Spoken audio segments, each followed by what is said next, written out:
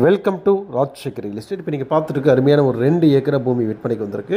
இந்த property அமைஞ்சிருக்கூடிய location பார்த்தீங்கன்னா காரமடையிலேருந்து கரியாம்பாளையம் போகக்கூடிய ரோட்டில் வித்யா விகாஸ் ஸ்கூலுக்கு கிட்டத்தட்ட பார்த்தீங்கன்னா அங்கேருந்து ஒரு 5 நிமிஷம் ட்ராவல் டைமில் இந்த ப்ராப்பர்ட்டிக்கு வந்துக்கலாம்.